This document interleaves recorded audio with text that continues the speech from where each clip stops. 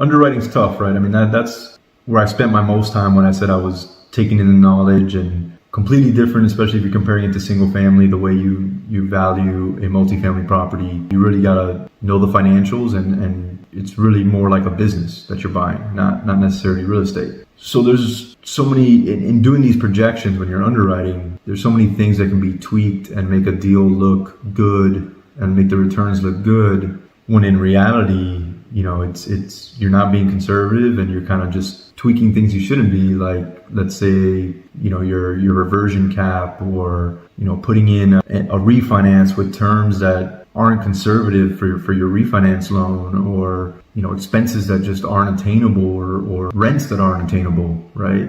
Rent growth that's not sustainable year after year. So what we do is we stay conservative with our organic rent growth year after year.